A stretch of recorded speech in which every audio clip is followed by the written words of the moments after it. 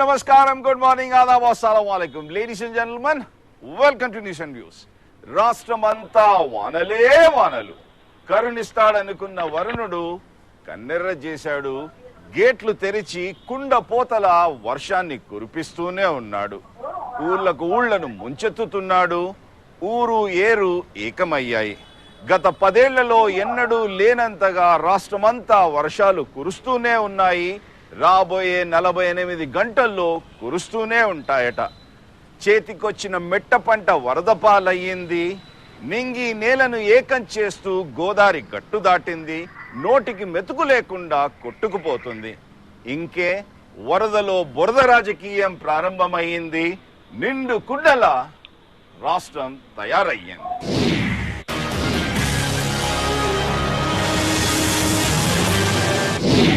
వణికిస్తున్న వరదలు, ఊరు ఏరు ఏకం, జలవలయంలో జనం విలవిల, తడిసి ముద్దైన రాష్ట్రం, గోదావరి గందరగోళం. ఎర్రటి మండు టెండల్లోంచి బయటపడ్డామనుకుంటే ఎడతెగని వర్షాలు గుక్క తిప్పుకోకుండా చేస్తున్నాయి. గత 10 రోజులుగా వదలని వానలు రాష్ట్రాన్ని అతలాకుతలం చేస్తున్నాయి. పక్షం రోజుల్లో ఇది 4వ అల్పపీడనం.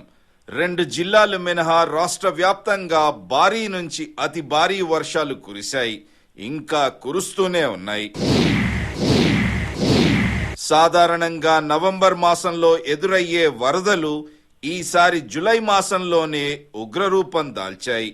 రాబోయే 48 గంటల్లో ఇంకా భారీ వర్షాలు కురుస్తాయని వాతావరణ శాఖ అంచనాలు వేస్తోంది. అయితే అతివృష్టి లేకుంటే అనావృష్టి. వాస్తవానికి 3 ఏళ్లుగా రాష్ట్రం కరువు కాటకాలతో అల్లల్లాడింది. ఆశించిన వర్షాలు లేకపోవడంతో నీటి కొరత తీవ్రమయ్యింది. రైతు బావురుమన్నాడు. ఈసారైనా వరుణుడు కరుణించాడనుకుంటే పరిస్థితి దీనంగా మారింది. అనేక గ్రామాలు ముంపుకు గురయ్యాయి. వేలాది మంది నిరాశ్రయులయ్యారు. ప్రబలుతున్న జ్వరాలు, అందని వైద్యంతో ప్రజలు బిక్కుబిక్కుమంటున్నారు. సహాయం అందజేయాలనుకున్న ఎడతెగని వర్షాలతో ఏమీ చేయలేని దుర్భర పరిస్థితి దాపురించింది. వరదలతో రాష్ట్రం అతలాకుతలం అవుతున్న నాయకుల నోటి దురుసు వర్షాల్లో సైతం నిప్పురాజేస్తోంది. అందరూ ఏకమై ఆదుకోవాల్సింది పోయి ప్రభుత్వం విఫలమయ్యిందంటూ వరదలో బురద రాజకీయం చేయడంతో సాధించేదేంటి? దాడికి దిగే నాయకులు ప్రత్యామ్నాయ మార్గాలు ఎందుకు చూపించలేకపోతున్నారు? ఇప్పటికే జల్, లైలా, నీలం తుఫాన్లతో నష్టపోయిన ఓ పక్కా ప్రణాళిక ఎందుకు రూపొందించలేకపోయాం? చేతికి పంట అందకుండా పోయిన మెట్ట పంటల రైతులను ఆదుకునేందుకు ప్రభుత్వం రూపొందించిన మార్గమేంటి? దీర్ఘకాలిక ప్రణాళికతో ప్రభుత్వం రూపొందించిన డిజాస్టర్ మేనేజ్మెంట్ చర్యలేంటి? వరదలో బురద రాజకీయం వదిలివేసి నాయకులు కలిసొస్తారా, లేక ప్రజలకు కన్నీళ్లే మిగులుస్తారా? నిండు కుండలా మారిన రాష్ట్రం.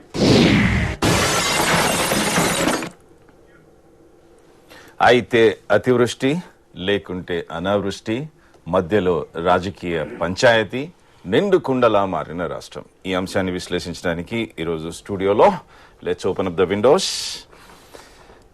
జాతీయ రైతు సంఘం ఉపాధ్యక్షులు, సిపిఎం పార్టీ నాయకులు సారంపల్లి మల్లారెడ్డి గారు, వారి పక్కన అడిషనల్ డైరెక్టర్ వాతావరణ శాఖ తరఫున కె సీతారాం గారు, ఉపాధ్యక్షులు లోక్సత్తా రైతు సంఘం నాయకులు బండారు రామ్మోహన్ రావు గారు, వారి పక్కన additional commissioner relief and rehabilitation Kusuma Kumari గారు కూడా సిద్ధంగా ఉన్నారు. ఫోన్ లైన్లో కాంగ్రెస్ రైతు సంఘం నాయకులు ఎం కోదండ్ రెడ్డి గారు కూడా జాయిన్ అవుతారు. రైతు సంఘం నాయకులు మీరు ఎవరైనా ప్రశ్నలు సంధించాలనుకుంటే ప్రశ్నలు సంధించవచ్చు, కానీ మీ టీవీ వాల్యూమ్ కొద్దిగా తక్కువ చేసి, రిలీఫ్ కమిషనర్ గారు ఉన్నారు, మీరు ఎలాంటి ప్రశ్నలు అడగాలో ఆ ప్రశ్నలు వేయచ్చు. సారంపల్లి మల్లారెడ్డి గారు, బండారు రామ్మోహన్ రావు గారు, ముందుగా మీరు అన్ని జిల్లాలకు వెళ్ళొచ్చారు, పరిస్థితి ఏంటి? సారంపల్లి మల్లారెడ్డి గారు. ఈసారి వచ్చినటువంటి వరదలు దాదాపు ఇప్పటికే 3.5 లక్షల ఎకరాల్లో పంటలకు నష్టం వాటిల్లింది. సోయా, మొక్కజొన్న, వేరుశనగ ఈ పంటలకు దీంతోపాటు అక్కడక్కడ వేసినటువంటి వరి పంటలు కూడా దెబ్బతిన్నాయి. ఇప్పటికీ 15 మంది ప్రాణాలు వదిలారు. ఇప్పటికీ ఇంకా వరదల్లో చిక్కుకొని ఆ రోజు నుంచి ఈ రోజుకు బయటికి రాలేక 5-6 రోజుల నుంచి వరదల్లోనే ఉంటున్నటువంటి వాళ్ళు ఉన్నారు. ముఖ్యంగా ఏటూరు, నాగారం, భద్రాచలం, తూర్పుగోదావరి జిల్లాలలో ఈ నీటి ప్రవాహం ఎక్కువగా ఉంది. ఇప్పుడు 16 నుంచి 17 లక్షల క్యూసెక్కుల నీరు సముద్రంలోకి వస్తూ ఉంది. అయితే ఇక్కడ ఆశ్చర్యం ఏమిటంటే గోదావరికి 35 లక్షల క్యూసెక్కుల నీరు వచ్చినా తట్టుకోగలిగిన శక్తి ఉంది. ఈసారి 15 లక్షల క్యూసెక్కులు వస్తేనే ఇంత వరద నష్టం పెద్ద ఎత్తున జరుగుతుంది. గతంలో 2006లో వచ్చినటువంటి తుఫాన్ అప్పుడు సోనియా గాంధీ, మన్మోహన్ సింగ్ ఏరియల్ సర్వే చేశారు. ఈ గోదావరి గట్లు చాలా బలహీనంగా ఉన్నాయి, వీటి చుట్టూ రాయి కూడా కట్టించాలి అని చెప్పని 3,000 కోట్లు శాంక్షన్ చేశారు. ఈ వరదల నివారణకు మొత్తం మన భారతదేశంలోనే 20 కమిషన్లు వేసి సలహాలు ఇచ్చారు. మీరు ఇంతకుముందు ఎవరు సలహాలు ఇవ్వలేదని కాదు, కేంద్ర ప్రభుత్వానికి ఫ్లడ్ కంట్రోల్కు సంబంధించినటువంటి సలహాలు ఇవ్వడం జరిగింది. ఈ సంవత్సరం కూడా 350 కోట్లు కేటాయించారు. అంతెందుకు సారంపల్లి మల్లారెడ్డి గారు 2005 డిజాస్టర్ మేనేజ్మెంట్ అంటూ పార్లమెంట్ లో ఒక చట్టం తీసుకొచ్చి ఆ చట్టంలో ఏమేమి ఏ విధంగా ఉండాలో మొత్తం ఆ ప్రణాళిక అంతా రూపొందించాం. ఆ ప్రణాళిక నా దగ్గర ఉంది. 2005 కాలం నుంచి 2013 కాలం శశిధర్ రెడ్డి గారు దాని ఉపాధ్యక్షులు 17,000 కోట్లు కేటాయించారు. కానీ ఇంతవరకు డిజాస్టర్ మేనేజ్మెంట్ వాళ్ళు కనీసం వాళ్ళు వెళ్ళి పర్యటన చేసింది కూడా లేదు. అక్కడెక్కడో ఉత్తరాఖండ్లో జరిగింది అని చెప్పండి అక్కడికి వెళ్ళి వచ్చారు తప్ప ఇక్కడ ఇప్పుడు డిజాస్టర్ మేనేజ్మెంట్ కానీ వాళ్ళ సిబ్బంది కానీ ఎక్కడ అంచనాలు వేయడానికి కూడా రాలేదు. గోదావరి గట్లకు బండ్స్ నిర్మాణం చేసేంతవరకు ఈ ప్రమాదం ఉంటూనే ఉంటుంది. ఇది ప్రకృతి వైపరీత్యం, దీర్ఘకాలిక ప్రణాళిక ప్రకారం ఆ విధంగా చేయలేకపోతున్నారు రామ్మోహన్ రావు. ఇది ప్రకృతి ప్రమాదం కాదు, ఇది ప్రభుత్వం సృష్టించినటువంటి ప్రమాదం. ఓకే, రామ్మోహన్ గారు ఒప్పుకుంటారా? మొట్టమొదటిదండి మన సమాజానికి బాధ్యత కూడా ఉంది. ఉదాహరణకి మీరు గోదావరిలో ఈ వరదలు రావడానికి కానీ, కృష్ణాలో అసలు నీళ్ళు లేకపోవడానికి కానీ కారణం ఏమిటంటే మనం గతంలో ఉన్న సాగునీటి వ్యవస్థను కానీ, చెరువులు కుంటలను కానీ నాశనం చేసేసుకొని ఓటెల్లోని ఇసుకను, నదుల్లోని ఇసుకను, ఆఖరికి గోదావరి నది లాంటి పెద్ద నదుల్లో ఇసుకను కూడా పాడు చేసేసాం. అంటే ఇప్పుడు నదులు కాస్త కాలువలుగా మారిపోయాయి. అంటే మల్లారెడ్డి గారు అన్నట్టు తక్కువ వర్షానికి కూడా ఈ పొంగిపొరడానికి ఇది ఒక కారణం. గతంలో ఇసుక ఉంటే అవి ఇంకేవి. రెండోది ఏమిటంటే ఈ వాతావరణ శాఖ ముందు అంచనా లేకపోవడం. ఉదాహరణకు మన ఉత్తరాఖండ్లో చూసిన వరదలు, మనకు ఆంధ్రప్రదేశ్లో కూడా అంత తీవ్రమైన వరదలు ఎప్పుడు రావు. కానీ ప్రతిసారి వాళ్ళైనా ఏం చేస్తారు, సైంటిఫిక్ డేటా ఉంది, శాటిలైట్ ఇమేజింగ్ ప్రకారం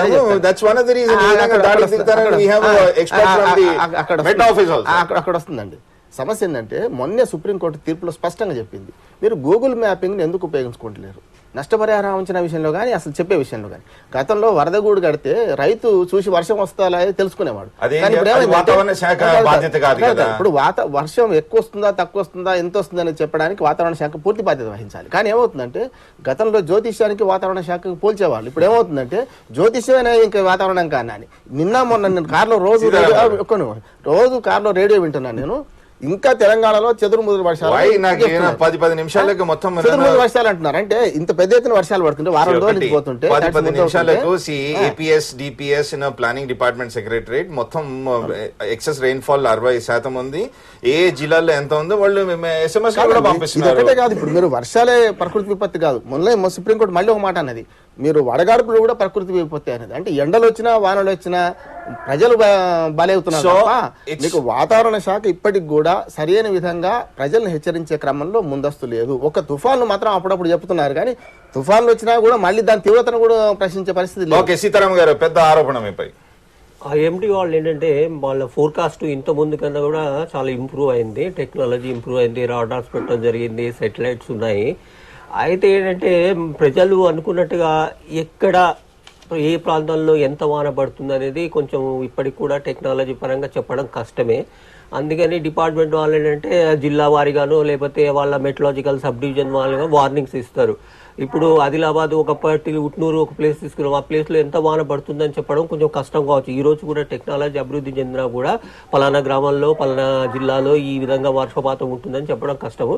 కాబట్టి వాతావరణ శాఖ వారు ఏం చెప్తారంటే ఆదిలాబాద్ జిల్లాలో భారీ వర్షాల నుంచి అతి భారీ వర్షాలు పడే అవకాశం ఉందని మాత్రమే చెప్పగలరు. అలా హెచ్చరికలు ఇచ్చినప్పుడు దాన్ని కొంచెము దాని మీద కొంచెము లాస్ట్ 3 years డేటా తీసుకుంటే మీకు -63 to 67 ఆ విధంగా వర్షపాతం తక్కువ ఉంది. ఈసారి ఎక్సెస్ రెయిన్ ఫాల్ అయింది, ఆల్మోస్ట్ అబౌట్ 66% నుంచి 65%. వీటికి కారణాలు ఏంటంటే ముఖ్యంగా వాతావరణంలో వచ్చే మార్పులు, అల్పపీడనాలు ఉంటాయి, దాని తర్వాత వాయుగుండాలు ఏర్పడుతుంటాయి. సాధారణంగా మాన్సూన్ లో వాయుగుండాలు కూడా వచ్చే అవకాశం ఎక్కువగా ఉంటుంది. సో ఇంతకుముందు సంవత్సరాల్లో చూసినట్లయితే మనకి అల్పపీడనాలన్నీ జూన్ మాసంలో కానీ చాలా తక్కువగా వచ్చాయి, జూలై నుంచి మొదలయ్యాయి. సో దాని మూలంగా మనకి రెయిన్ఫాల్ జూన్ లో తక్కువగా ఉంది, జూలైలో కొంచెం పెరుగుతుంది, ఆగస్టులో చాలా ఎక్కువ వర్షం ఉంటుంది. రామ్మోహన్ రావు గారు, జల్ తుఫాన్ చూసినా గానీ October 31 నుంచి November 8 వరకు 210, నీలం తుఫాన్ October 28, 2012 నుంచి November 1, 2012 వరకు. అంతకుముందు లైలా తుఫాన్ ఆల్మోస్ట్ 36 మంది చనిపోయారు, మే 17 నుంచి మే ప్రాంతంలో అయింది. కానీ ఈ వెదర్ ప్యాటర్న్ చేంజ్ కావడానికి కారణాలు ఏంటంటే చేంజ్ అంటే ఇప్పుడు మామూలుగా మనకి ఈ సైక్లోన్స్ అనేవి ప్రీ మాన్సూన్ అంటే మార్చి నుంచి మే లోపల వస్తుంటాయి. సాధారణంగా మేలో ఎక్కువగా వస్తాయి, అలాగే అక్టోబర్ నవంబర్లో వస్తాయి, నవంబర్లో చాలా ఎక్కువగా వస్తాయి. అవి సైక్లోన్స్ అనేది వేరే, ఎందుకంటే సైక్లోన్స్ వచ్చే ఒక 3-4 రోజులే ఉంటుంది, దాని ప్రభావము అతి భారీ వర్షాలు పడతాయి, వరదకు ఈ కారణం కూడా అవుతూ ఉంటుంది. కానీ మాన్సూన్లో ఏంటంటే మనకి ఈ సైక్లోన్స్ అనేవి చాలా అరుదుగా వస్తాయి, ఎప్పుడు రావు. వాయుగుండాలే ఎక్కువగా వస్తాయి, లేకపోతే అల్పపీడనాలు. అయితే ఈ అల్పపీడనాలు ఎక్కువ బలంగా ఉండడము, దాని తర్వాత తేమ మన ఈ అరేబియా సముద్రం నుంచి కానీ అధిక శాతంలో రావడము, ఈ చిన్న సిస్టమ్ అల్పపీడనం అనేది సాధారణంగా ఏంటంటే వర్షాలు పడతాయని అనుకుంటాం, కానీ అతి భారీ వర్షాలు పడే సైక్లోన్ కాదు, ఇది ట్రఫ్ ఫార్మేషన్. ఇది ఓన్లీ లో ప్రెషర్. అంటే ఏంటంటే తీవ్రత, ఇప్పుడు ఈ సిస్టమ్ ఏదైతే ఉందో దాని తీవ్రత పెరిగిన కొద్దీ అది అల్పపీడనం నుంచి వాయుగుండంగా మారుతుంది, వాయుగుండం నుంచి తుఫానుగా మారుతుంది అనమాట. ఆ తుఫాన్లో కూడా 2-3 కేటగిరీలు ఉంటాయి, తీవ్రంగా ఉండే తుఫాన్లు కూడా ఉంటాయి, సూపర్ సైక్లోన్ కూడా ఉంటుంది. అనదర్ 40 ఇంకా 48 గంటలు ఇంకా భారీ వర్షాలు కురుస్తాయంటే అప్పుడు ఈ సిస్టమ్ అది బేలో ఉంది, బే నుంచి అది ఇన్లాండ్ మూవ్ అవుతుంది. సాధారణంగా ఇన్లాండ్ మూవ్మెంట్ ఎట్లా ఉంటుందంటే ఒరిస్సా నుంచి మధ్యప్రదేశ్ నుంచి రాజస్థాన్ వరకు వెళ్ళే అవకాశం ఉంటుంది. అది ప్రయాణిస్తున్నప్పుడల్లా దాని మార్గంలో వచ్చే ప్రాంతాల లోపల భారీ వర్షాలు పడే అవకాశం ఎక్కువగా ఉంటుంది. సో ముఖ్యంగా ఇప్పుడు ఏంటంటే తెలంగాణ ప్రాంతము లో భారీ వర్షాలు పడడానికి చాలా అధిక అవకాశం, ఎందుకంటే ఆగస్టులో కూడా ఇంకా భారీ వర్షాలు పడే అవకాశం ఉంది. ఎందుకంటే మనకి ఎప్పుడైనా ఆగస్టులోనే ఎక్కువ వర్షాలు పడతాయి. ఇప్పుడు జూలైకి ఎంతమంది సారంపల్లి మల్లారెడ్డి గారు, hold your thoughts, I'll get Congress opinion. Kodan Reddy, tsunami వచ్చినప్పటి నుంచి మన గ్లోబల్ వార్మింగ్ లో వచ్చిన మార్పుల వల్ల ఈ ఎప్పుడు వర్షాలు వస్తాయో ఎప్పుడు తుఫాన్లు వస్తాయో చెప్పలేని పరిస్థితి. మొన్న వచ్చినటువంటి ఉత్తరాఖండ్ తుఫాన్లు కూడా అది గ్లోబల్ వార్మింగ్లో ఒక పార్ట్. ఇప్పుడు కూడా వస్తున్నటువంటి జనరల్గా మనకు నవంబర్లో వచ్చేటి సీజనల్గా వచ్చేటటువంటి తుఫాన్లు, కానీ ఇప్పుడు మార్చి, ఏప్రిల్, మేలో కూడా వస్తున్నాయి తుఫాన్లు. అంటే గ్లోబల్ వార్మింగ్లో ఏంటంటే 2 degrees హీట్ వేడి ఎక్కువ వచ్చింది అని చెప్పని శాస్త్రవేత్తలు చెప్తున్నారు, పర్యావరణ సారంపల్లి మల్లారెడ్డి గారు. మీరు ఆ మాటకు వస్తే 2007 కాలంలో ఇక్రిసాట్ గత 10 ఏళ్లుగా ఎలాంటి వర్షపాతం ఉందో ఆ వర్షపాతం రికార్డ్ చేస్తూ వాళ్ళు ఒక పేపర్ సబ్మిట్ చేశారు. ఆ పేపర్లో ప్రతి ఏటా 3.14 మిల్లీమీటర్లు సముద్రం నీటి మట్టం పెరుగుతుంది. దీనివల్ల సుందర్బన్స్ ఏరియాస్ అయినా కానీ అలాంటి ప్రాంతాల్లో ముంపు గురి కాకూడమే కాకుండా ధ్వంసమయ్యే విధానం అంటూ వాళ్ళు ఆ రోజు సూచించారు. వాతావరణంలో వచ్చినటువంటి మార్పుల ఫలితంగా ఈ తుఫాన్లు ఇవన్నీ వస్తూ ఉన్నాయి. వీటిని కూడా నివారించడానికి ప్రయత్నాలు చేయాలి. అయితే 100% నివారణ జరుగుతుందని ఆశ లేదు, కానీ కనీసం 30-40% అయినా కూడా మనం నివారించవచ్చు. రెండవది, ప్రాణ నష్టం జరగకుండా చూడాల్సినటువంటి బాధ్యత ప్రభుత్వం మీద ఉంది. కానీ ఈ రోజు కూడా 12 మంది 15 మంది ఇప్పటికే చనిపోయారు. గతంలో 200-300 మంది చనిపోతూ ఉన్నారు. నష్టపరిహారం ఇచ్చారు కదా 2 లక్షలు. ప్రాణాలకు విలువ కట్టడం ఏంటి సార్? 2 లక్షలు. ఇప్పుడు ఎవరన్నా అధికారి చనిపోతే నేను 1 కోటి రూపాయలు ఇప్పిస్తాను, ఎవరన్నా చనిపోతారేమో చూడండి. ఓకే, కోదండ రెడ్డి గారు, పెద్ద ఆరోపణ. రమాకాంత్ గారు, ఇప్పుడు సరే మల్లారెడ్డి గారు చెప్పిందైనా అక్కడ అధికారి ప్రభుత్వ అధికారి చెప్పిందైనా ఒకటి మనకి ఇప్పటి వరకు తేలింది ఏమిటంటే ఈ అధిక వర్షాలు, అల్పపీడన, లేకపోతే వాతావరణంలో వచ్చిన మార్పులు దీనివల్ల అడ్వాన్స్ గా రైతులకు కానీ సాధారణ ప్రజానీకానికి కానీ అడ్వాన్స్ గా పలానా టైంకి వర్షాలు వచ్చే అవకాశం ఉంది అని చెప్పినప్పుడు టీవీలలో లేకపోతే రేడియోలో చెప్పిన మాట ఒకటైతే ప్రాక్టికల్ గా ఒక రకంగా ఉంటుంది. అందువల్ల ఇది కొంత అడ్వాన్స్ కావాల్సిన అవసరం అయితే సైంటిఫిక్ గా అవసరం ఉంది. అయితే ఇక్కడ పోయిన సంవత్సరానికి ఈ సంవత్సరానికి నేషనల్ డిజాస్టర్ మేనేజ్మెంట్ వాళ్ళు కొంత ఆయా రాష్ట్ర ప్రభుత్వాలకు డబ్బు కేటాయించి అడ్వాన్స్ కావడానికి కొంత నిర్ణయాలు తీసుకున్నారు. ఇందులో భాగంగానే ఏ జిల్లాకు ఆ జిల్లా కలెక్టర్ పరిధిలో స్థానికంగా ఉండే పోలీసులకు ట్రైనింగ్ ఇవ్వడానికి కోదండ రెడ్డి గారు, ఒక్క నిమిషం, లేకపోతే అక్కడ విద్యార్థులకు చిన్నపిల్లలకు ఎన్సీసీ తరహాలో ట్రైనింగ్ ఇచ్చి దానికి అంతా కూడా ఈ రాష్ట్రానికి 30 కోట్ల రూపాయల డబ్బు కూడా కేటాయించారు. అంటే ఈ ప్రాణ నష్టం ఇది జరగకుండా, ఆస్తి నష్టాలు జరగకుండా వెంటనే it's not the question of Kodanda Reddy గారు. వన్ సెకండ్, కోదండ రెడ్డి గారు, it's not the question of ఎన్ని ఫండ్స్ ఇచ్చారు, ఎంత డబ్బులు ఇచ్చారు అన్నట్టు కాదు. ఎన్ఆర్ 27 కింద ఎంతెంత ఇచ్చారో అవి నేను ఇప్పుడు అంకిల్ చెప్పినా కానీ సారంపల్లి మల్లారెడ్డి గారు నాపై దాడికి దిగుతారు. ఆ విధంగా కాకుండా ఒక దీర్ఘకాలిక ప్రణాళిక, ఆయన ఇంతకు ముందు చేసిన వ్యాఖ్యలు ఒక మాట అన్నాడు. 2005 కాలంలో మీరే డిజాస్టర్ మేనేజ్మెంట్ అంటూ ఒక చట్టం తీసుకొచ్చారు, కేబినెట్ ర్యాంక్ ఇచ్చారు. 2005 కాలం, దాని తర్వాత 2010 లైలా, 2010 జల్, 2012 నీలం తుఫాన్ వచ్చినాక రాష్ట్రం ఆల్మోస్ట్ అబౌట్ 1,56,000 కోట్ల నష్టం జరుగుతుంది. ఈ విధంగా నష్టం జరిగినా కానీ ఎందుకు ఒక దీర్ఘకాలిక ప్రణాళిక రూపొందించలేకపోయారు ఇంతవరకు? దీంట్లో దీర్ఘకాలిక ప్రణాళికలో భాగంగానే నేను మనవి చేసింది ఏంటంటే, ఇప్పటి వరకు రాష్ట్రంలో డిజాస్టర్ మేనేజ్మెంట్ తరహాలో ఇక్కడ ఈ రకమైన మేనేజ్మెంట్ లేదు. ఇక్కడ ట్రైనింగ్ పొందిన వ్యక్తులు లేరు. అందువల్ల ట్రైనింగ్ ఇవ్వడానికి కానీ, లేకపోతే ప్రాజెక్టులు ఏవైతే ప్రాజెక్టులు అసంపూర్తిగా ఉన్నాయో, దాదాపుగా కాలువలు డబ్బు కేటాయించి ప్రాజెక్టులు గోదావరి గాని కృష్ణా నది పైన మన మంజూరైన ప్రాజెక్టులు వేగంగా పూర్తి అవుతే ఆయా ప్రాజెక్టులలో నీళ్లు నిలువైపోయి ఈ ప్రమాదాలు జరగవు అనే దానికి ఒక ఎక్స్పర్ట్ రిపోర్ట్ ఇవ్వడం జరిగింది. ఈ రెండు కారణాలు. ఎన్ని రోజులు నివేదికల మీద అంటాము కోదండ రెడ్డి గారు, ఎన్ని రోజులు నివేదికల మీద ఆధారపడతాం, ఏనాడు చర్యలు చేపట్టిన వాళ్ళం అవుతాం? ఆలస్యం జరిగిన మాట వాస్తవమే. ప్రతి సంవత్సరం అధిక వర్షాలు వచ్చినప్పుడు, లేకపోతే 8 ఏళ్లు గడిచాయి కోదండ రెడ్డి గారు. 1 సెకండ్, 8 ఏళ్లు గడిచాయి. డిజాస్టర్ మేనేజ్మెంట్ ఏదైతే చట్టం పార్లమెంట్ లో ఆమోదించుకున్నామో 2005 కాలం, నవంబర్ 2005 నుంచి ఇప్పటిదాకా ఆల్మోస్ట్ 8 సంవత్సరాలు గడిచిపోయాయి. 3 పెద్ద తుఫాన్లు చూసాము, ఏరియల్ సర్వేలు అయ్యాయి, సెంట్రల్ కమిషన్లు వచ్చాయి, వాళ్ళందరూ నష్ట నివారణ అంచనా వేశారు. ఇవన్నీ చేసిన తర్వాత ఇప్పటికైనా కానీ ఓకే మే మాసం స్టార్ట్ అయిన తర్వాత పూడికలు అంటూ తీయలేదు. National rural employment guarantee scheme మీద ఎంతో చేయాలి. ఆ పూడికలు తీయకుండా మొత్తం వాగులు వంకలు అన్ని ఈ విధంగా పొంగి పొర్లుతుంటే గట్లు వేయాలంటూ సారంపల్లి మల్లారెడ్డి గారే వ్యాఖ్య చేశారు. ఇంతవరకు ఆచర్యలు కూడా చేపట్టలేదంటూ ఆయన డబ్బులు కూడా కేటాయించారు. సోనియా గాంధీ, మన్మోహన్ సింగ్, తర్వాత ఈ వైఎస్ రాజశేఖర గారు స్వయంగా 2006లో పర్యటించి 3,500 కోట్లు కేటాయించారు. ఇప్పుడు ఏటూరు నాగారం, భద్రాచలం, తూర్పుగోదావరి జిల్లాలో ఉన్నటువంటి గౌతమి వీటికి కనుక బండ్స్ నిర్మాణం చేస్తే ఇంత నష్టం జరిగేది కాదు.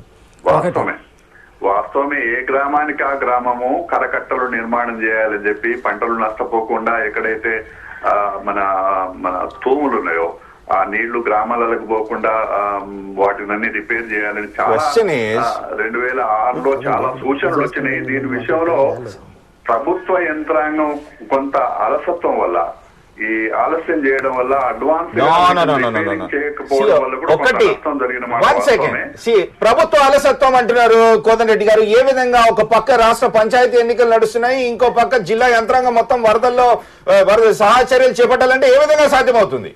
అధికారులు, నేను ప్రభుత్వ అలసత్వం అంటే అధికారులు సకాలంలో పనులు చేయకపోవడం వల్ల, ఎవరైతే బాధ్యత వాళ్ళకి అప్పచెప్పిండ్రో వాళ్ళు సకాలంలో పని చేయకపోవడం వల్ల ఇట్లాంటి నష్టాలు.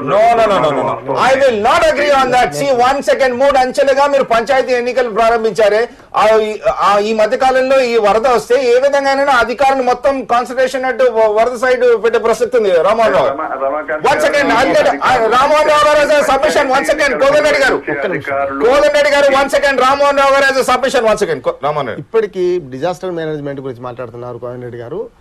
ఇప్పటి వరకు డేటా షేరింగ్ లో పక్క రాష్ట్రంతో మనకు సంబంధం లేకుండా పోతున్నాయి. అంటే మహారాష్ట్ర, కర్ణాటక నుంచి మనకు నదులన్నీ మొదలవుతాయి. పక్క రాష్ట్రాల్లో ఏం జరుగుతుంది, వర్షాలు ఎప్పుడు పడతాయో కూడా మనకు డేటా షేరింగ్ లేదు. ఇంకొకటి ఒకటి సార్, ఇప్పుడు మొన్న ఉత్తరాఖండ్ వరదల్లో కూడా మీరు విదేశాల్లో అంటే భద్రతా కారణాలు చూపెడుతున్నారు, కానీ మన దేశంలో ఉన్న రాష్ట్రాల మధ్య కూడా డేటా షేరింగ్ ఇప్పటికీ వాతావరణ శాఖకి లేదు. రెండోది ఏమంటే ఇటీవల ఈ ఎన్నికలకు కూడా అడ్డంగా ఉన్నందువల్ల మీరు ఎలాంటి సహాయ కార్యక్రమాలు చేయొద్దు అని చెప్పి ఎలక్షన్ కమిషన్ కోరింది. అంటే ఇప్పుడు ఏమవుతుంది, అధికారులు చేతులు కట్టేసి చేయమనంటే ఎట్లా? రెండోది, మీరు అవసరమైతే గోదావరి నదికి అటుపక్క ఇటుపక్క ఉన్న ఇంకో 1000 పంచాయతీలో ఎన్నికలు వాయిదా వేయండి, మొట్టమొదటిగా సహాయక చర్యలు చేయించండి. ఎందుకంటే వరదల్లో కొట్టుకుపోతున్న వాడికి కోడ్ అడ్డం వస్తే ఎట్లా? రెండోది, మూడోది ఒకటి సార్, ఇప్పుడు ఏంటంటే రామ్మోహన్ గారు ఇది వన్ సెకండ్ కోదండ రెడ్డి గారు 1 సెకండ్ కోడ్ అడ్డం రావడానికి వీల్లేదండి. మొన్నే ప్రకటన చేశారు ఎలక్షన్ కమిషన్ వాళ్ళు. లేదు, అది తప్పు వాళ్ళది. ఇప్పుడు ప్రకృతి వైపరీత్యాలు గాని ఇట్లాంటివి వచ్చినప్పుడు కోడ్ను అడ్డంగా పెట్టుకొని ఇబ్బంది పడడం సరిగ్గా కాదని చెప్పి మొన్ననే ఎలక్షన్ కమిషన్ కి కాంగ్రెస్ పార్టీ ఒక లేఖ రాసింది. నీలం తుఫాన్ వచ్చినప్పుడు డబ్బు కేటాయించింది, బ్యాంకులలో రైతులకు పెట్టి వాళ్లకు వెంటనే విడుదల చేయమని చెప్పి. వాళ్ళ అభ్యంతరం చెప్పిన మాట వాస్తవమే గాని తెలియక ఆ విధంగా చేసింది. కానీ ఎప్పుడో అక్టోబర్ లో నీలం తుఫాన్ వస్తే డబ్బు రిలీజ్ చేసింది, రైతులకు అందకుండా అట్లా ఎలక్షన్ కమిషన్ ఇబ్బంది పెట్టడం సరైన పద్ధతి కాదు. ఇంకొక అంశం అండి, బాధ్యత నుంచి తప్పుకోవడం ఇది. 1 సెకండ్ కోదండ రెడ్డి గారు, బాధ్యత నుంచి తప్పుకోవడం. I have relief commissioner, additional relief commissioner Kusuma Kumari గారు ఉన్నారు. కుసుమ కుమారి గారు, ప్రభుత్వ ఉద్యోగుల వైఫల్యాల వల్లనే ఇలాంటి పరిస్థితి దాపురించిందంటూ నాయకులు చేసిన వ్యాఖ్యలు ఏ విధంగా చూడమంటారు? నమస్కారం అండి. అందరూ చెప్పిన ప్రకారం అయితే గవర్నమెంట్ వైఫల్యం అయితే ఏమీ లేదండి. గవర్నమెంట్ తరఫు నుంచి అన్ని రకాల చర్యలు కూడా ప్రివెంటివ్ మెజర్స్ కూడా తీసుకోవడం జరిగిందండి. ఎప్పుడైతే వాతావరణ శాఖ వారు హెచ్చరికలు జారీ చేశారో అప్పటి నుంచి గవర్నమెంట్ యంత్రాంగాన్ని అంతా కూడా అప్రమత్తం చేసి ఆ ప్రమాద హెచ్చరికలన్నీ కూడా జారీ చేయడం జరిగిందండి. అక్కడ ఉన్నటువంటి పీపుల్ని అందరినీ కూడా ఎవాక్యుయేట్ చేయించడానికి, అకామిడేట్ చేయించడానికి అన్ని రకాలైనటువంటి చర్యలు కూడా తీసుకోవడం జరిగిందండి. ఆ తర్వాత చాలా వరకు క్యాంప్స్ కూడా, రెస్క్యూ క్యాంప్స్ అవన్నీ కూడా ఆర్గనైజ్ చేయడం జరిగింది. గవర్నమెంట్ కుసుమ కుమారి గారు I'm sorry to say this, ఎక్కడైతే మనకి తీవ్రత ఎక్కువగా ఉందో ఆ జిల్లాలకన్నిటికీ కూడా పంపించడం జరిగిందండి. కుసుమ కుమారి గారు 1 సెకండ్. ఇందాక మన నాయకులందరూ కూడా చెప్పినట్టు ఓన్లీ మనకి ప్రివెంటివ్ మెజర్సే కాకుండా వీటిని తీవ్రతను తగ్గించడానికి కూడా చాలా వరకు చర్యలు తీసుకోవడం జరిగింది. అలాగే ప్రిపేర్డ్నెస్ విషయంలో చూస్తే కూడా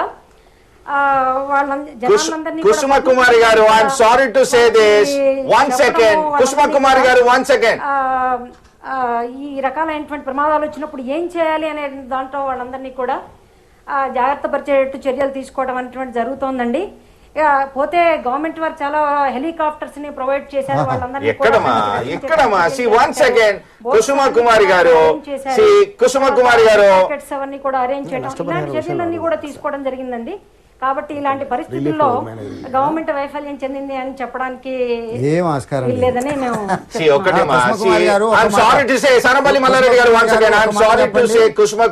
రోజుకు ఇప్పటికీ కాన్సన్ట్రేట్ మీ రిస్క్ క్యాంపులలో అంతా ఒక 1000-2000 మంది ఉన్నారు. కానీ నిజంగా రిస్క్ గురైనటువంటి వాళ్ళు 10,000 మంది 15,000 మంది ఇప్పటికీ వరదలోనే ఉన్నారు. మీరు 30 రూపాయలు ఇస్తామని చెప్పి అంటున్నారు ఒక మనిషికి. ఒక పిల్లవానికి అయితే 20 రూపాయలు ఇస్తామంటున్నారు. 2 పూటలు భోజనం, 1 పూట టిఫిన్తో సాధ్యం అవుతుందా? ఒకటి. రెండవది, ఆహార పొట్లాలు, త్రాగునీరు లేక ఈ రోజు కూడా చనిపోయేటటువంటి స్థితిలో ఉన్నారు. ఒక్కసారి మీరు వెళ్ళి తూర్పుగోదావరి జిల్లాలో కానీ లేక మీరు భద్రాచలం ఏరియాలో కానీ పరిశీలన చేయండి. మోకాలు వంటి నీళ్లలో ఇప్పటికీ త్రాగునీరు లేక చూస్తారు. మల్లారెడ్డి గారు, అధికారుల వైఫల్యం అంటూ నాయకుడు అంటాడు, ప్రభుత్వ తరఫు నాయకుడు, అధికారులు మా వైఫల్యాలు ఏం లేదంటారు. రిలీఫ్ కమిషనర్ గారు చెన్నైలో కూర్చున్నాడు. రాష్ట్రం ఎంతో అధ్వాన పరిస్థితుల్లో, ఇది నేను చేసిన ఆరోపణ కాదు, ప్రతిపక్షాలు చేసిన ఆరోపణ. ఈ విధంగా ఇది వాస్తవం. ఇది ఈ విధంగా ఉంటే ఉన్నవాళ్ళు కుసుమ కుమారి గారు అయినా కానీ చాలా ఒత్తిడిపై ఈ రోజు చర్చకు వచ్చారు. I mean she has been transferred 2 రోజుల కింద. ఆమె అయినా కానీ పరిస్థితి చెప్పలేని పరిస్థితి ఉంది. ఈ విధంగా ఉంటే relief measure, national disaster management ఒక చట్టం తీసుకొచ్చారు. ఎటు సైడ్ వెళ్తున్నాం మనం? ఇప్పటికీ కలెక్టర్లకు అధికారం లేదండి డబ్బులు డ్రా చేయడానికి. రాష్ట్ర ప్రభుత్వం అనుమతిస్తే తప్ప. చెప్పమానండి కుసుమ కుమార్ గారు. 2005లో మీరు సునామీ వచ్చిన తర్వాత మనకు మద్రాసులో చెన్నైలో స్వచ్ఛంద సంస్థల్ని సర్పంచుల్ని అందరూ చాలా మంది పిలిచారండి. అప్పుడు చేసిన సూచనలు ఒక్కటి కూడా ఇప్పటి వరకు పాటిస్తలేదు.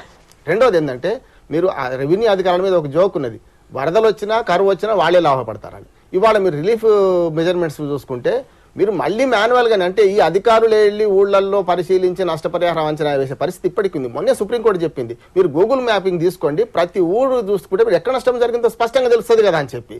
అట్లాగే మీరు నష్టపరిహారం ఇవ్వడంలో కూడా 2 ఏళ్ళు 3 ఏళ్ళు 4 ఏళ్ళు పట్టిన తర్వాత వాడు ఎప్పుడో ఇల్లు కాలిన తర్వాత ఎప్పుడో ఏడిస్తే లాభమైంది. కనుక ఈ నష్టపరిహారం విషయంలో కూడా వెంటనే వాడికి ఆకలైన అన్నం పెట్టాలి, కానీ అయిపోయిన తర్వాత 4-5 ఏళ్ల తర్వాత ఈ రెవెన్యూ అధికారులు ఎప్పుడో వచ్చి వాళ్ళు మన నష్టపరిహారం ఎప్పుడో ఇస్తే లాభం లేనిది. అట్లాగే ఇవాళ మీరు మొక్కజొన్న పంట మెట్ట ప్రాంతాల్లో మొత్తం ఎరవడిపోయింది. మళ్ళీ ఏంటండి సార్ నిన్న వరదలు వస్తే ఇవాళ ఆలోచన ఏంటి? ముందు ప్రతి సంవత్సరం 17 ప్రతి సంవత్సరం మన రాష్ట్రంలో 17 లక్షల ఎకరాలకు వరద ముంపు ఉందని శాస్త్రవేత్తలు తేల్చారు. 17 లక్షల ఎకరాల ఏరియాలో ప్రొటెక్షన్ ఏర్పాటు చేయాలిగా. అంతెందుకు సానపల్లి మల్లారెడ్డి గారు, నేషనల్ సైక్లోన్ మిటిగేషన్ ప్రాజెక్ట్ వాళ్ళ అంకెల ప్రకారం 1891 తర్వాత 1970 కాలంలో ఏదైతే ఈ సైక్లోన్లైనా తుఫాన్లు వచ్చినాయి కానీ 60% పైకి ఎదిగాయి. ఏ విధంగా ఒక పద్ధతి రూపొందించాలి, ముందస్తుగా ఏ విధంగా మీరు అన్నట్టుగా గట్లు అయినా కానీ అవి ఎన్నో ఆల్మోస్ట్ అప్పుడు 126 పేజీలు ఉంది అది ఆ రిపోర్ట్. ఆ విధంగా చేయకుండా ఓన్లీ వరద వచ్చినప్పుడే ఉరుకులు పరుగులు ప్రారంభిస్తే ఏ విధంగా సాధ్యమవుతుంది? గోదరెడ్డి గారు, ఇప్పుడు జాతీయ విపత్తు నేషనల్ డిజాస్టర్ మేనేజ్మెంట్ చాలా నిర్ణయాలు తీసుకుందండి. ఈ మధ్య కాలంలోనే శశీధర్ రెడ్డి గారు వైస్ చైర్మన్ గా అయిన తర్వాత మొత్తం దేశంలో ఉన్న పరిస్థితి ఏ ప్రాంతాల్లో ఏ ప్రాంతానికి ఆ ప్రాంతం నేను మొదలే చెప్పాను, తీసుకున్న నిర్ణయాలు ఇంకా అమలుకు నోచుకోలేదు, ఇంకా ఆ నిర్ణయాలు జరిగినాయి, డబ్బు కేటాయించబడ్డది, ట్రైనింగ్ ఇవ్వాలి. ప్రతి జిల్లా కలెక్టర్ ఆధీనంలో వెంటనే ఎక్కడ ఏం జరిగినా కూడా వెంటనే అక్కడ పూర్తిగా వ్యవస్థ పనిచేసే రకంగా నేషనల్ డిజాస్టర్ మేనేజ్మెంట్ ఆదేశాలు ఇచ్చింది. ఆ విధంగా డబ్బు కూడా కేటాయించింది. దీని విషయంలో ఇంకా ట్రైనింగ్ ఇవ్వలేదు. ట్రైనింగ్ ఇవ్వని మాట వాస్తవమే.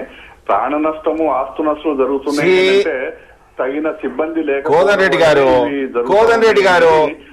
గారు మీరు ఆ మాట అంటే ఒక ఆరోపణ చేసిండు, కలెక్టర్లకు అధికారాలు లేవు రిలీజ్ చేసుకోవడం.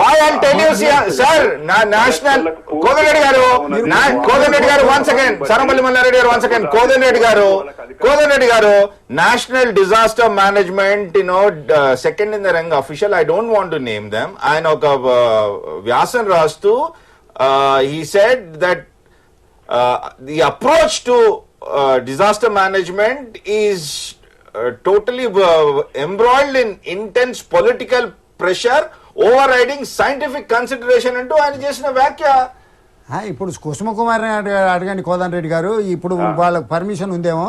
నిన్న రెవెన్యూ ఉద్యోగుల నాయకుడు అధ్యక్షుడే నిన్న పాల్గొంటూ చెప్పింది ఏంటంటే, మాకు ఇస్తున్నటువంటిది ఒక ఎద్దుకు 16 రూపాయలు, ఒక ఆవు కనుకైతే 20 రూపాయలు ఇస్తారు, ఒక మనిషికి 30 రూపాయలు, ఒక పిల్లవానికి 20 రూపాయలు ఇస్తారు రోజుకు. అంటే టిఫిన్ 2 సార్లు పులిహోర పొట్లాలు ఇవ్వాలి. ఇది ఎలా సాధ్యం అవుతుంది? పైగా మీరు హెలికాప్టర్లు అన్నారు, 4 హెలికాప్టర్లు కేటాయిస్తే ఒక హెలికాప్టర్ ఇక్కడికక్కడికి అది ఉద్యోగులను పట్టుకొని తిరుగుతూ ఉంది. నిన్న మీ హెలికాప్టర్లో పులిహోర పొట్లాలు వేస్తూ ఉంటే రాజకీయ నాయకులు ఏంటంటే ఆ పులిహోర పొట్లాలు దించేసి తాము ఏరియల్ సర్వే చేస్తామని చెప్పని తిరిగారు. అంటే తాము ఏరియల్ సర్వే చేయడానికి వేరే విమానం ఏర్పాటు చేసుకోవాలి. వీళ్ళకి ఆహార పొట్లాలు ఇవాళ వాపసు తెచ్చారు, వాళ్ళకి ఒక రోజుల్లో పంపిణీ చేయాలి. దయచేసి ఇప్పుడు ఇదివరకు నేను అనుకుంటా 1990లో చెన్నారెడ్డి గారు చీఫ్ మినిస్టర్ ఉన్నప్పుడు గుంటూరు, కృష్ణా జిల్లాల్లో తుఫాన్ వచ్చినప్పుడు ఆనాడు ఈ అభ్యంతరం వచ్చింది, ఇబ్బందులు వచ్చినాయి డబ్బు విషయంలో, డ్రా చేసే విషయంలో, అధికారాలు దాని తర్వాత వచ్చిన పరిణామం ఏమిటంటే ఇట్లాంటి ప్రకృతి వైపరీత్యాలు వచ్చినప్పుడు కలెక్టర్లకు పూర్తిగా అధికారం ఇచ్చిన డబ్బు డ్రా చేసుకుంటారు. ఇది తప్పు. మీరు ఈ రోజు కుసుమ కుమార్ గారితో క్లారిఫై చేయండి, కలెక్టర్లకు మేము పూర్తి అధికారం ఇచ్చామని స్పష్టం చేయండి. వన్స్ అగైన్ కుసుమ కుమార్ గారు, I'm know you're in difficulty. నిజంగా కలెక్టర్లకు ఇచ్చిన ఆదేశాలు ఏంటి? కలెక్టర్లకి మేము TR-27 కింద వాళ్ళకి డిస్క్రిషనరీ పవర్స్ ఉన్నాయండి. ఆ డబ్బులు డ్రా ఎంత చేసుకుని ఇచ్చారమ్మా? అక్కడ ఉన్నటువంటి జెన్యూనిటీని గ్రావిటీని బట్టి వాళ్ళందరికీ రిలీజ్ చేయడానికి వాటి మీద ఇన్స్ట్రక్షన్స్ ఇవ్వడం జరిగిందండి. సీమ TR-27 అంటున్నారు, ఎంత ఇచ్చారు ఒక్కొక్క జిల్లాకి? అంటే జిల్లాకి ఇంతని ఉండదండి, వాళ్ళకి ఎంతైనా డ్రా చేసుకోవడానికి అవకాశం ఉంటుంది basing on the gravity and genuinity. Okay, 2 more minutes to go. Sarampalli Mallareddy గారు నవ్వుతా ఉన్నారు, పరిస్థితి ఏంటి? ఒక్క విషయం ఏంటంటే మీరు చెప్పండి కుసుమకుమారి గారు, ఇప్పుడు 30 రూపాయలతో ఒక మనిషికి మీరు రిస్క్ అతనికి ఒక పూట టిఫిన్ 2 సార్లు పులిహోర పొట్లాలు సప్లై చేయగలరా?